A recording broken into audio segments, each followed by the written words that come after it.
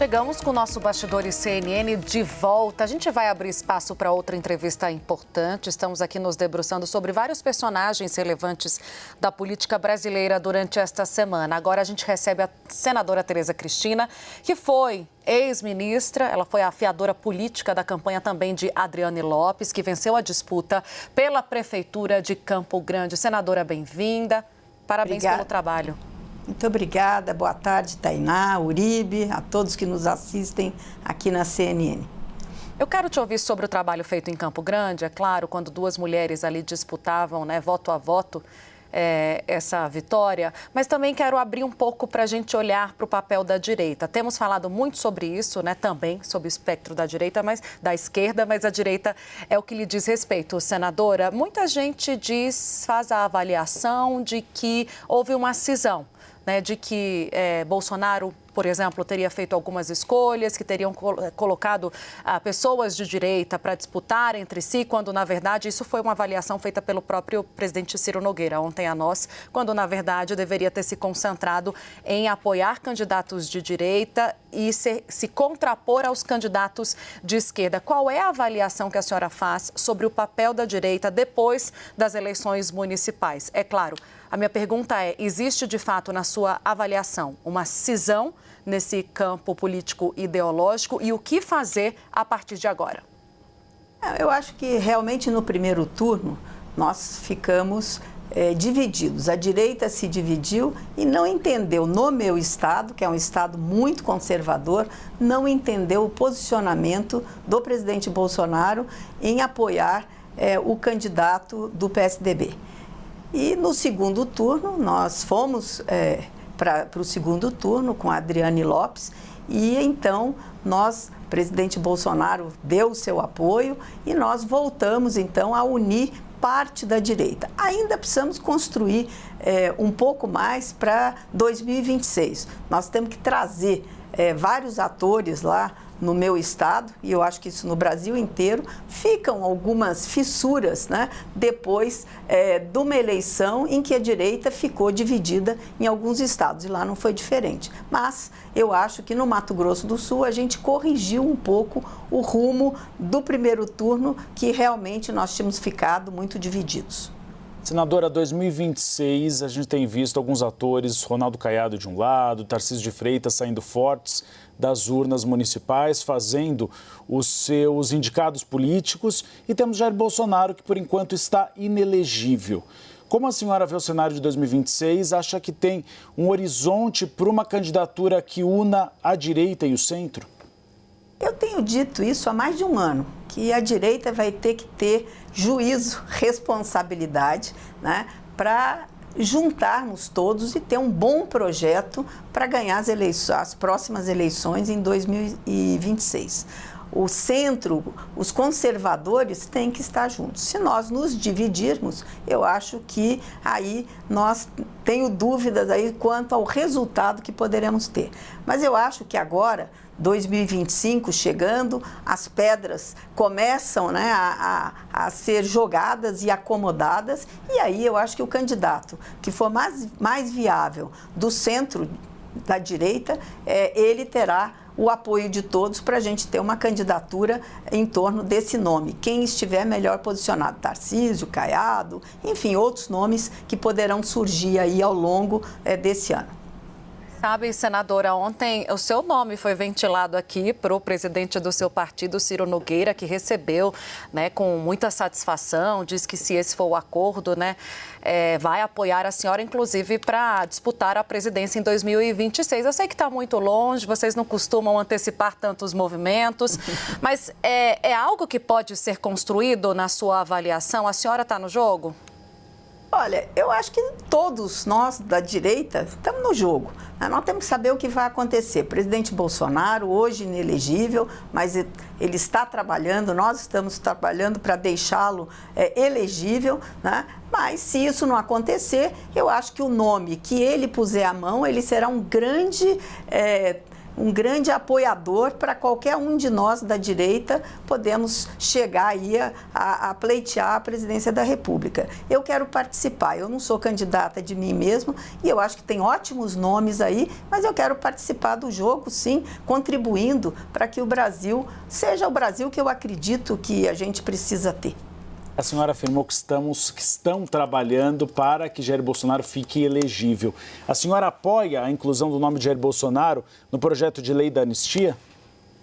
Ele mesmo disse lá atrás que ele não queria isso. Ele queria a anistia para todos aqueles de 8 de janeiro, aqueles que não cometeram crime de vandalismo, enfim. As penas são muito fortes para algumas pessoas, né? A gente é a favor de punir quem tem que ser punido. Acho que foi excessivo algumas punições que aconteceram. Então, a anistia de 8 de janeiro para esse pessoal, eu acho que precisa ser feita sim. Agora, precisamos conversar. Eu vi que o presidente Lira criou uma comissão, isso está na Câmara dos Deputados ainda. Vamos ver como é que isso vai se encaminhar, né, e chegar no Senado. A gente vai fazer uma conexão direta com São Paulo, senadora, para incluir nessa entrevista Clarissa Oliveira e Pedro Venceslau. Clarissa, a palavra contigo. Boa tarde, ministra. Muito obrigada pela sua presença aqui no Bastidores CNN. Senadora, eu gostaria de perguntar para a senhora a respeito do papel de Jair Bolsonaro nesse processo todo até 2026. Eu estava conversando com alguns interlocutores aqui do governador Tarcísio de Freitas que estão preocupados com que Bolsonaro fique insistindo indefinidamente numa candidatura presidencial dele próprio, mesmo ele estando inelegível, que ele poderia até mesmo atrapalhar a direita, a centro-direita, nesse processo de tentar construir um projeto sólido para a próxima corrida presidencial. Como que a senhora enxerga a inelegibilidade do ex-presidente Jair Bolsonaro e essa insistência dele em tentar revertê-la? Olha, eu acho que o Supremo deveria julgar logo essa inelegibilidade, né? Deixá-lo elegível ou não, porque se tornaria mais fácil o processo da condução de um candidato de direita, né? Mas não tenho dúvida que o presidente Jair Bolsonaro, o ex-presidente Jair Bolsonaro, ele é um grande nome para as próximas eleições de 2026. Mas, para isso, precisamos saber se ele vai estar elegível ou não, né? Mas acho que a direita, ela trabalha com alguns nomes, né, para, se ele estiver inelegível, para que alguém, e ele vai ser o grande puxador de votos, eu não tenho dúvida disso, para que a gente escolha o melhor nome para disputar 2026. Temos bons nomes, né, mas isso vai acontecer, eu tenho impressão, aí durante 2025. Pedro Venceslau. Boa tarde, senadora. O resultado da eleição aqui em São Paulo credencia o Pablo Marçal como um nome que pode tentar se viabilizar como candidato da direita em 2026? Minha opinião pessoal, tá? Acho que não. Eu acho que nós precisamos ter um candidato, né, um candidato da política, uma pessoa que venha com propostas, com gestão, porque o Brasil não pode viver de aventuras. Nós precisamos de bons políticos e gente que coloque o Brasil nos trilhos, né? E eu acho que tem bons nomes. Agora, ele pode ser candidato, qualquer um pode se colocar como candidato, mas não seria o meu candidato. Senadora, bom, a gente agradece a conversa aqui no nosso Bastidores CNN. Fica... Obrigada. Não, eu estou sendo avisada, desculpe, senadora, que a gente tem mais um tempinho. Que bom, com a senhora. Bom, senadora, eu queria falar um pouquinho sobre Tarcísio de Freitas também, até tirando um pouco do que foi a conversa com Ciro Nogueira e da repercussão dessa conversa. Alguns partidos ali da centro-direita ou do chamado Centrão reclamaram muito no bastidor sobre a atuação de Tarcísio, ele que ficou super no holofote em São Paulo, né? Conseguiu aí a vitória do Ricardo Nunes, mas sempre tem uma reclamação ou outra ali, final de eleição. E aí ele disse, não, vou chamar todo mundo para conversar, não é bem assim. Essa postura, né, de reclamação ou de descontentamento com Tarcísio de Freitas, na sua avaliação, tem a ver com justamente esse espaço que ele tem ganhado como o sucessor de Jair Bolsonaro, ou no imaginário popular, né, por ter sido ungido por Bolsonaro na última eleição e por ter ganhado a dimensão que ganhou politicamente ser o sucessor natural do ex-presidente? Ou a que a senhora acredita esse tipo de comportamento, às vezes, que acaba com algumas rusgas, né, dentro do mesmo espectro político? Eu acho que isso tudo vai passar. Eleição é sempre assim, né? Todo mundo se acotovela, pontapé, cotovelada. Depois que passa a eleição, as coisas se acomodam. Eu acho que o Tarcísio é um grande nome para ser o nosso candidato a presidente da República.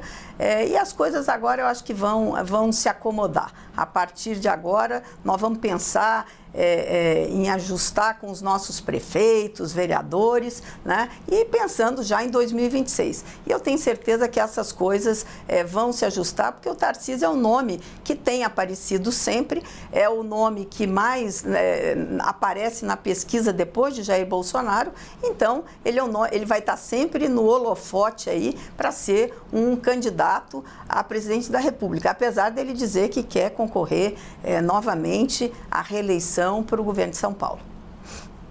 Senadora, vamos falar um pouquinho de reeleição? Porque está sendo discutido no Senado Federal a possibilidade de acabar com a reeleição em um mandato de 5 anos. A senhora é favorável ao fim da reeleição? Favorável ao fim da reeleição.